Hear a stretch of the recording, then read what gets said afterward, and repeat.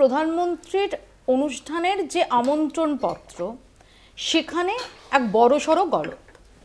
শ্রমিক ভট্টাচার্য, যিনি বিজেপির রাজ্য সভাপতি, রাজ্যসভার সাংসদ, তার নামের তলায় লেখা আছে বিরোধী দলনেতা পশ্চিমবঙ্গ বিধানসভা। আপনারা দেখতে পাচ্ছেন সেই আমন্ত্রণ পত্র, আমি একটু আপনাদের দেখাবো, যেখানে লেখা আছে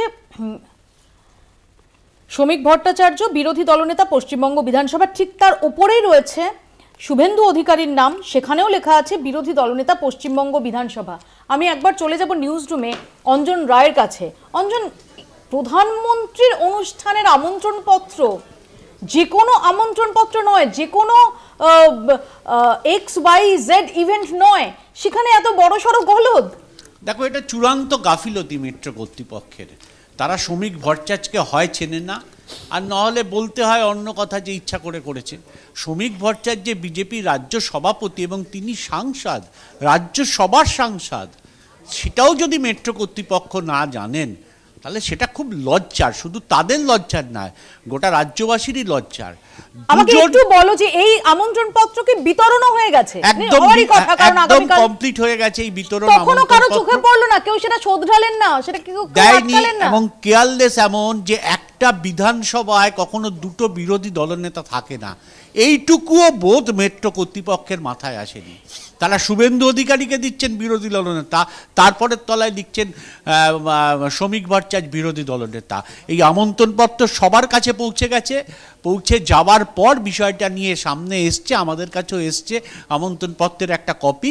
তাতে আমরা দেখতে পাচ্ছি যে এই কীর্তিটা হয়েছে। আমি একটা জিনিসও বুঝতে পারছি না অঞ্জন, আমি যদি ধরে নিই যে একদম সিলি মিস্টেক বা হিউম্যান এরার, কিন্তু তারপর যখন সেই আমন্ত্রণপত্র, আবারও বলছি এটা কার অনুষ্ঠান, নান আদার দেন প্রাইম মিনিস্টার, তার অনুষ্ঠানের আমন্ত্রণপত্র যেটা সমস্ত যাদের কাছে যাবে তারাও ভিভিআইপি, তারাও কেউ কেটা, তাদের কাছে পৌঁছচ্ছে, তার আগে কোনো চেক করা হলো না, কোনো কারো নজরে পড়লো না। তোমাকে তো সেটাই বললাম যে হয় মেট্রো কর্তৃপক্ষ জানে না, তাদের নিজেদের মূর্খামি বলা যেতে পারে, আর নাহলে একটা সিলি মিস্টেক বা ইচ্ছাকৃত হতে পারে। জানি না কোন পথে হয়েছে, কিন্তু এই আমন্ত্রণপত্র সব জায়গায় পাঠানো হয়েছে মৌপিয়া, এটা তোমাকে জানিয়ে রাখলাম। এবং পাঠানোর পর আগামীকাল যখন অনুষ্ঠান, মানে 24 ঘন্টাও নেই, তখন জানা যাচ্ছে যে এই আমন্ত্রণপত্রে এইরকম বড় একটা ভুল রয়েছে। একজন সাংসদকে করে দিয়েছে যিনি বিধানসভার সদস্য নন, হ্যাঁ যিনি বিধানসভার সদস্য নন, তাকে করে দিয়েছে বিরোধী দলনেতা। এ ক্ষমার অযোগ্য। প্রধানমন্ত্রী এটা ছাপানো হয়েছে কাদের তরফ থেকে? মেট্রো কর্তৃপক্ষের তরফ থেকে। আমন্ত্রণপত্রটা তো মেট্রো কর্তৃপক্ষ, যে কি প্রকল্পের উদ্বোধন করবেন কাল প্রধানমন্ত্রী। এখানে মুখ্যমন্ত্রীরও নাম যেমনি রয়েছে, কেন্দ্রীয় মন্ত্রীদেরও নাম রয়েছে, সবার নাম রয়েছে আমন্ত্রণপত্রে। কিন্তু এতদিনে কারো নজরে পড়লো না, অর্থাৎ বিতরণ হয়ে যাওয়া অবধি, ওগুলো ডিসপ্যাচড হয়ে যাওয়া অবধি কারো নজরে পড়লো না যে এরকম একটা ভয়ঙ্কর মিস্টেক রয়েছে। পড়েনি বলেও আমাদের হাতে এসছে, এবং তাতে দেখা যাচ্ছে লাস্ট নামে এই বিপত্তি, যে তিনি বিরোধী দলনেতা।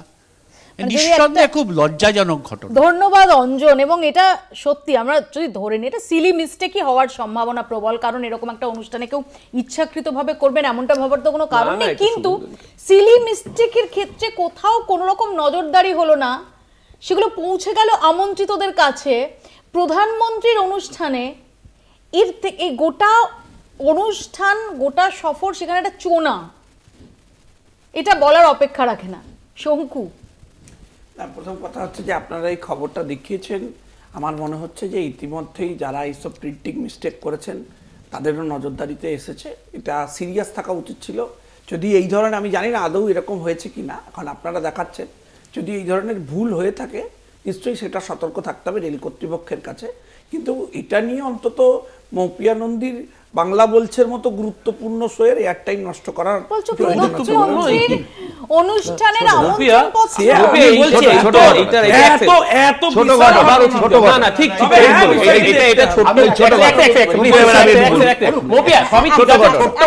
কিন্তু